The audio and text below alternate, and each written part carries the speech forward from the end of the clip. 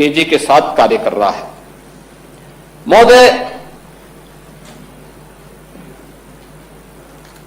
प्रदेश अपनी विरासत पर गौरव की अनुभूति करता है। पूरा देश आदरणीय प्रधानमंत्री जी की प्रेरणा से अपनी विरासत पर गौरव की अनुभूति करता है और हम लोगों का मानना है कि विरासत से युक्त विकास ही एक उज्जवल भविष्य की एक आधारशिला होती है। लेकिन अपने राजनीतिक स्वार्थों के लिए अगर कोई उन आक्रांताओं को महिमामंडन करता है जिन्होंने भारत की आत्मा पर प्रहार किया, जिन्होंने भारत की आस्था को रौंदने का कार्य किया है, मुझे लगता है कि आज का नया भारत, आज का नया उत्तर प्रदेश, ये नए भारत का नया उत्तर प्रदेश इसको स्वीकार करने को तैयार नहीं है, कतई तैयार नहीं है। आप देखें किस प्रकार से, यानी आक्रांताओं को महिमामंडन करना,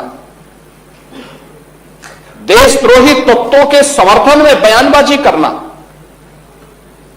या राष्ट्रीय प्रतीकों के प्रति अपमानजनक टिप्पणी करना, ये किसी राष्ट्रद्रोह से कम नहीं। वंदे मातरम का 150वां वर्ष चल रहा है।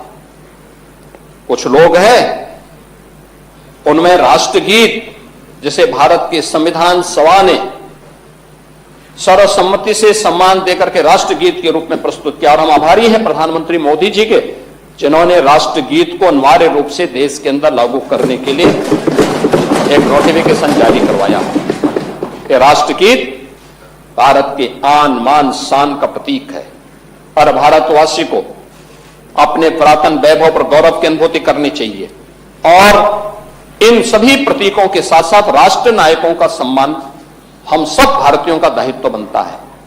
अगर हम आक्रांताओं का महिमामंडन कर रहे हैं और राष्ट्र के प्रतीकों का, भारत के तिरंगे का, भारत के राष्ट्रगान का, भारत के राष्ट्रगीत का, भारत के महापुरुषों का अपमान कर रहे हैं, तो एक प्रकार से हम संविधान की अवहेलना कर रहे हैं।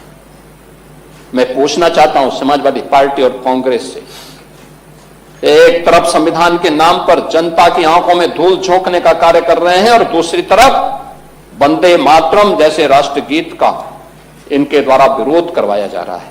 इनके सदस्य धड़ल्ले से बोल रहे हैं कि हम वंदे मातरम के लिए खड़े नहीं होंगे, हम नहीं गाएंगे। क्या मतलब है इसका?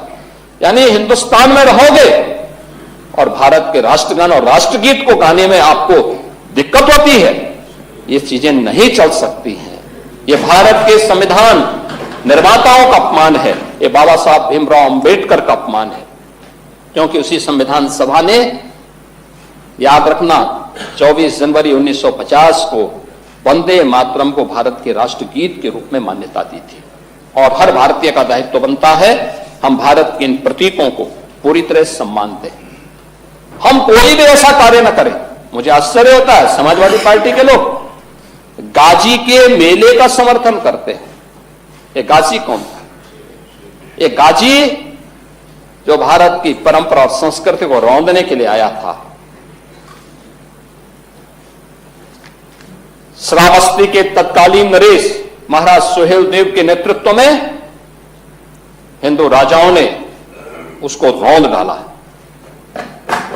सम्मान महाराज सुहेलदेव को मिलना चाहिए था और ये मुझे आनंद की अनुभूति होती है कि हमारी डबल इंजन सरकार ने महाराज सुहेलदेव के नाम पर बहराइच की चित्तौड़ा नामक स्थान पर महाराज सुहेलदेव का भव्य स्मारक बनाकर दिया। यह हमारी सरकार को गौरव की अनुभूति होती है कि महाराज सुहेलदेव के नाम पर एकमात्र विश्वविद्यालय यह हमारी डबल इंजन की सरकार ने बनाया है। आजादी के बाद लोक माता अहिल्याबाई होलकर को सम्मान ये डबल इंजन की सरकार ने दिया है। आदरणीय प्रधानमंत्री जी ने लोक माता का एक भव्य प्रतिमा काशी विश्वनाथ धाम में स्थापित करवाई है। लेकिन गुमराह करना, असत्य वाचन करना और उसके माध्यम से गुमराह करने की जो प्रवृत्ति है समाजवादी पार्टी की, आज समाजवादी पार्टी लोक माता के नाम पर इसी प्रकार को गुमराह कर रही है। राम मंदिर का विरोध करते हैं, काशी विश्वनाथ धाम का विरोध करते हैं या उस प्रकार के तत्वों को प्रश्रय देते हैं, ये प्रवृत्ति दिखाती है कि इनको भारत की आस्था के प्रति कोई सम्मान नहीं है, कोई सम्मान नहीं है। जन्माष्टमी को रोकने का काम, कांवड़ यात्रा को रोक लगाने का काम, अयोध्या की 84 कोसी परिक्रमा हो या दीपोत्सव और रंगोत्सव के कार्यक्रम, यह प्रतिपक्ष से जुड़े हुए दलों ने अपने समय में इनको रोकने का काम किया था। कांग्रेस तो सुप्रीम कोर्ट में यहां तक कह दी थी कि राम और श्री कृष्ण ये दोनों मिथक हैं। समाजवादी पार्टी ने अपने समय में राम भक्तों पर गोलियां चलाई थी, मंदिर निर्माण के मार्ग में बाधा पैदा करने के लिए अपने अधिवक्ता तैयार किए थे। लेकिन हम इस बात को कह सकते हैं कि हिंदुस्तान में भारत की आस्था को भी कैद करके नहीं रख सकता है, और यतो धर्मस्त तो जय की भाव के साथ वह विजयी जरूर होगी, और यही हुआ है। और आज अयोध्या में हम देख सकते हैं प्रभु श्री राम का भव्य मंदिर का निर्माण हो गया है। आज देश और दुनिया आती है देखने के लिए, लाखों की संख्या में हर दिन श्रद्धालु आ रहा है, हर दिन आ रहा है, प्रफुल्लित होके जाता है।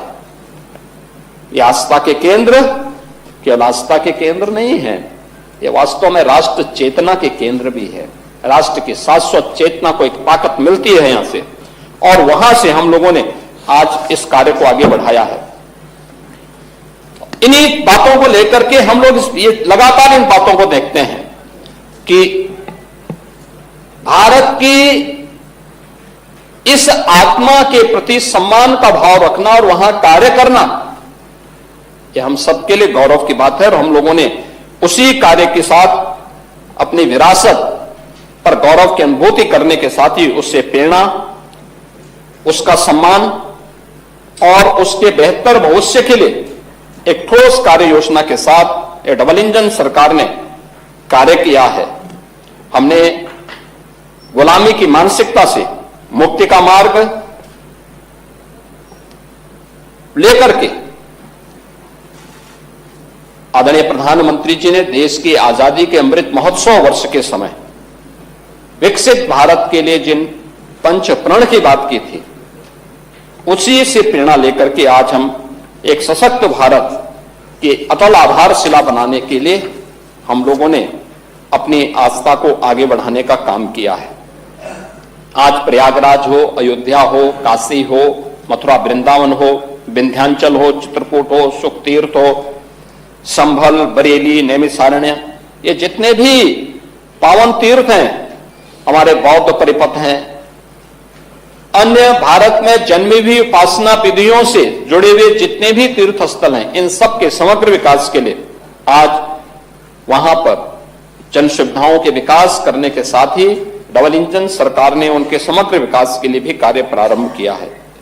आज उत्तर प्रदेश की पहचान, जब मैं उत्सव प्रदेश की बात कर रहा हूं, तो उसकी पहचान दीपोत्सव से होती है। आज उसकी पहचान देव दीपावली से होती है, आज उसकी पहचान रंगोत्सव से होती है। अब ये केवल एक आयोजन मात्र नहीं है, बल्कि यह भारत की आध्यात्मिक गौरव का एक वैश्विक उत्सव के रूप में इन्होंने अपनी एक पहचान बनाई है। कौन ऐसा भारतीय होगा जिसने अयोध्या के दीपोत्सव को, काशी के देव दीपावली को और मथुरा वृंदावन के रंगोत्सव के कार्यक्रम के साथ आत्मिक भाव के साथ में जुड़ा हो। और आस्था का सम्मान करने का परिणाम क्या है? यही उत्तर प्रदेश, जिसको बीमारू राज्य कहकर के लोग इसकी तौहीन करते थे, इसके बारे में हंसते थे, तमाम प्रकार की टिप्पणियां करते थे, और जब हम लोग 2017 में आए थे, तब उत्तर प्रदेश की जो जीएसडीपी थी, यह मात्र 13 लाख करोड़ की थी। और यानी 1947 से लेकर के 2017 तक इन 70 वर्षों में इस यात्रा को तय करने में समय लगे 70 वर्ष और हमने अचीव किया मात्र 13 लाख करोड़ की जीएसडीपी। लेकिन